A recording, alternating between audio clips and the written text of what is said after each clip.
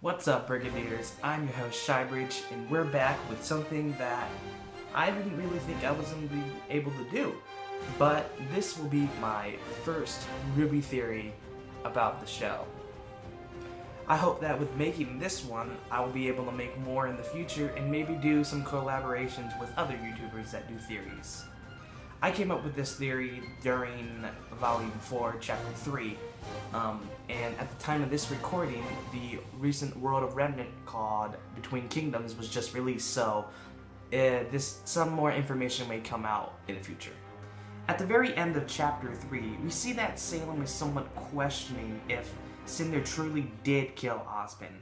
And I think that she really isn't lying about it, because why would she lie about it in the first place? What's the harm of, telling the truth that she actually killed him? Like, what type of motivation would she have to not tell Salem that she actually killed Ozpin? At the end of Volume 3, Salem says the relic is there. And we've never really seen or heard of a relic before in the show. And I would find it kind of odd if they just place in a random relic without some form of, explanation as to why it's there or what it even does.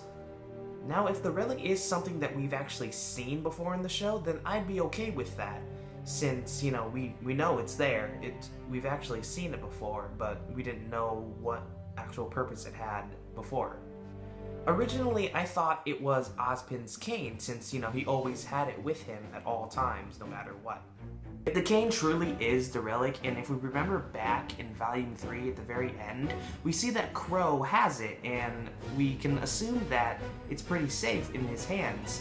And we could also assume that, it's not actually at Beacon, so eventually Salem would figure out that it isn't there and start hunting Crow down to get it. And so, in that case, I don't think it's truly the relic. Now, I did more research and thinking about it, and there's one other item that Ozpin always has with him that I think is the true relic of Remnant. And that is his coffee mug. Because it's literally with him more than his cane. He drinks out of it every single minute. And we always see him with it. No matter what the situation is, he always has it with him. No, I'm just kidding. That's kind of a joke one that I kind of thought in my mind. I was like, maybe. If it is, then, well, you heard it here first. Now on to the real theory. I think that the real relics are the chess pieces, because back in Volume 1, we learned from what Glinda said to Ozpin is that they're different relics this year, and we can assume that they never used these relics before, and they always change throughout the years or initiation.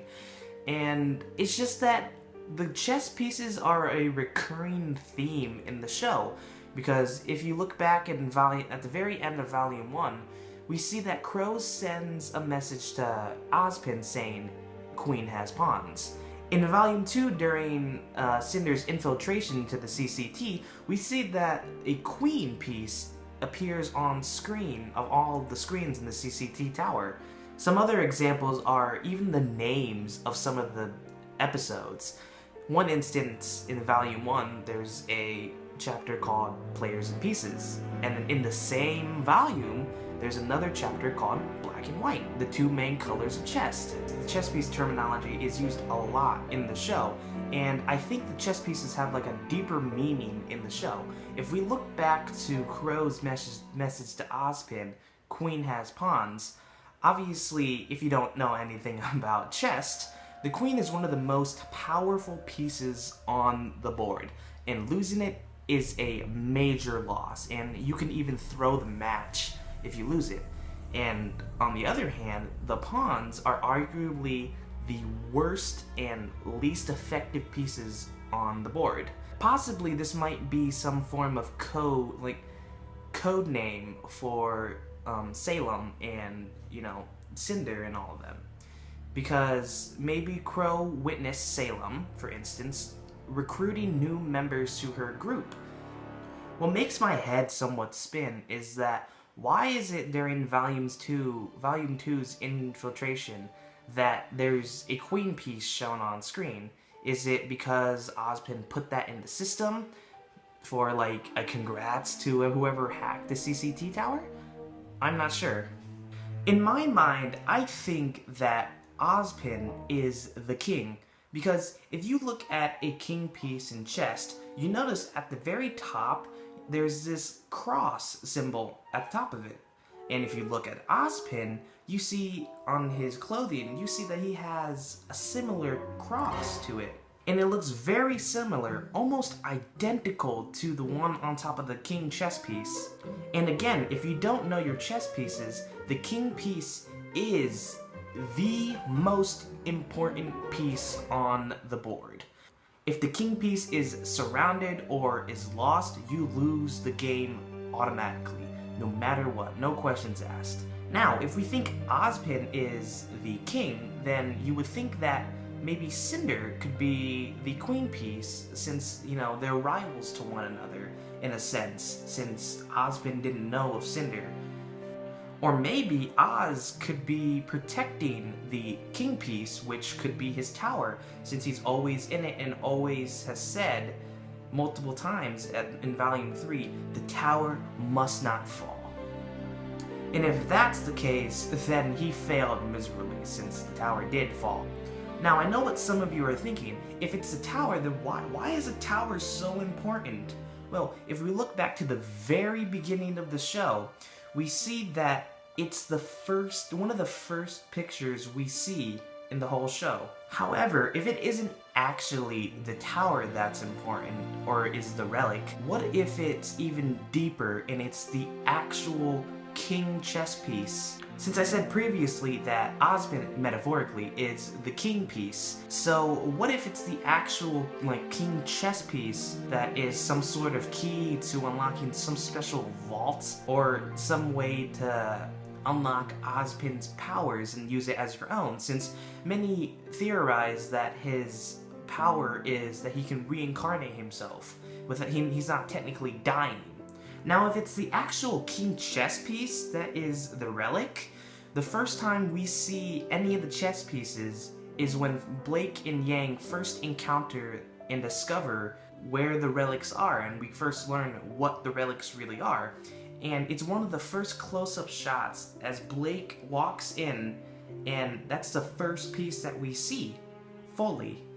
But we know that the duo doesn't pick up the king chess piece. They instead go for the cute little pony.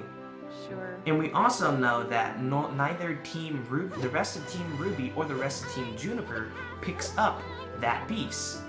We also know that the remainder of Team RWBY and the rest of Team Juniper don't pick up the king pieces either.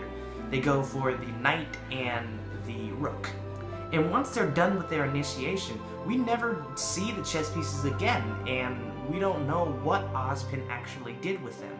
He could have either A, destroyed them, because they may actually not be of any importance, or B, they're kept somewhere safe. What if Ozpin took the chess pieces, or more specifically, the king piece, and placed it in a very special place that only he can access and find? And what if the king piece is something much deeper in the world of Remnant? If it's some sort of key, what key is it to? And if it is a key, then what is it a key to? What makes Salem ponder what he's planning? Hopefully, we get an answer soon. But hey, that's just a theory. A RWBY theory. Thanks for watching. Alright guys, that was my crackpot theory that I had chilling in my mind ever since Chapter 3 had aired. And I wanted to see what you guys thought of it and, you know, give me some feedback, see how I can improve on more theories that I have to come. I even want you guys to even suggest your own theories so I can, you know, do some research and make more. Honestly, for my first theory, I had a lot of fun doing this, and it was really hard to do the recording for this since I always stuttered. This theory allowed me to research more and find more little references and little details about RWBY, and I thought that was really amazing since I know a lot of the different references and Easter eggs, and learning about new ones was really cool to see, especially the chess pieces, which I didn't really connect until I looked into it more. I hope you guys enjoyed this one. I'm your host, ShyBridge, and I'll see you guys in the next one.